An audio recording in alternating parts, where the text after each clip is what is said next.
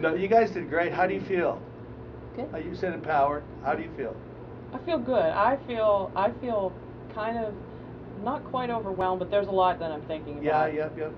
So I just feel like I kind of have to digest it all Now, and did you and say work you're on still it. working on your CD? You haven't completed What the I'm, CD? yeah, I'm kind of, like, that was a goal of mine, was to do a CD. When I started writing songs, I thought, I'm going to do this. So then, when I started studying your stuff, I'm like, okay, so now I'm kind of taking them both at the same time. I like her way better in the singer-songwriter guitar thing than the track thing. Mhm. You wear it better. And the material's strong. Well, the material, you're a competent enough guitar player that it works, and vocally you don't have to. This isn't a comment one way or the other about the vocally. Just vocally, it's frames your songs better than you trying to, because your songs are they've got story hooks to them. They do. That sometimes I noticed on the first song it didn't convey as well as the two you did, and that's no comment whatsoever, because you could actually pull off your record any way you wanted to and do the songs that way. Don't feel that pressure. But it definitely it's more you. And I sensed way more confidence in you today in that on both of your guitar than you did yesterday. I mean, there was a noticeable, a huge step forward that you were worried, you were concentrating more about telling the story than the singing today, as opposed to yesterday you were way more into, I'm gonna sing this song. Yeah. It was definitely becoming more believable. That was the word I was just going to Yeah. use. That made it more believable, and you can even keep going that way. My recommendation, if you have all 3 or 4 songs I've heard you do, all have just unique angles to them. That one that I had never heard, the second one.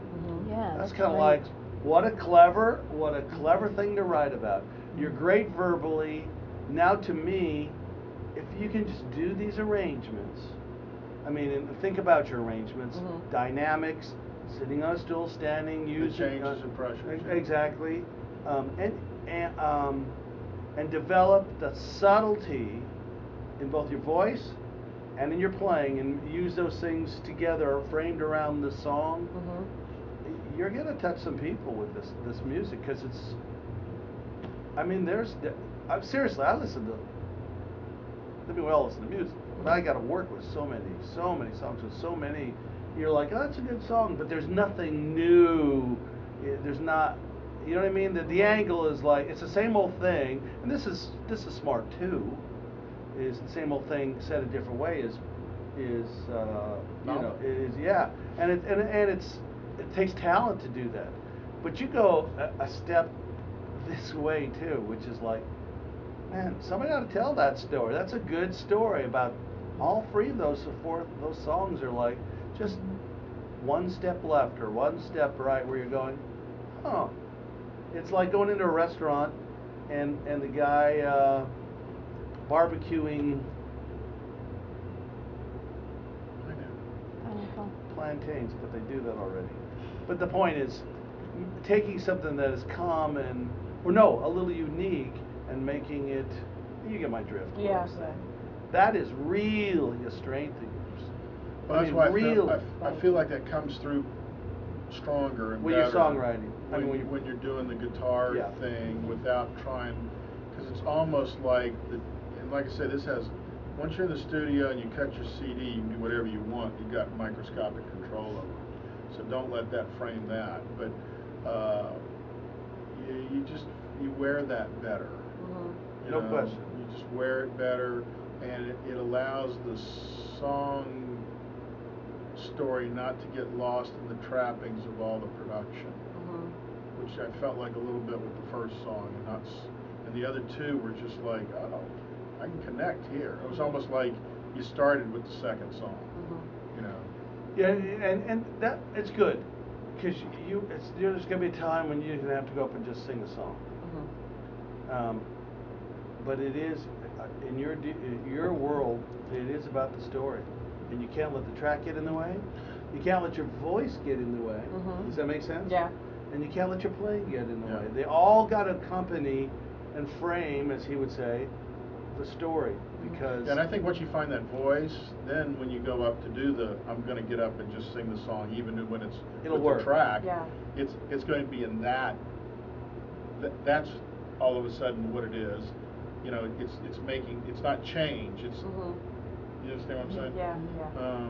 That was one big thing that I got, like, from your DVDs, because I was just starting to think about all this stuff, and you know, when you said about, you know, who are you and what do you do, and I realized I'm just a storyteller, you know what I mean, and that helped me to start getting that out there a little bit, so. Yeah. So now the question comes down to, and really, and I hope this comes clear to you, sitting out here, it's clear to me now how you tell these stories. I think he's right. Let's make it around. You know, you the singer-songwriter, but let's take the stuff we've learned here about pressure, subtlety, dynamics, playing when to play, when not to play, when to make it a vocal little thing. All those things really. But the main course is the story itself.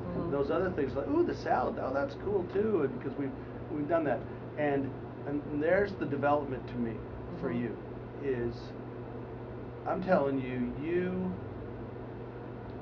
learn how to develop these arrangements with the dynamics, get the playing out of the way, your voice out of the way, where they're not dominant, they're supporting. And now every once in a while, man, let's develop a cool well, guitar you were much thing. more relaxed singing to the guitar numbers today than you were yesterday. Yesterday you were really pushing a vocal. Today you were much more relaxed. I think what Tom's saying is keep coming into that, then you're going to really find a voice in that, because the voice is different for that style. You know, you don't have to be a big voice. You don't have to have a kill.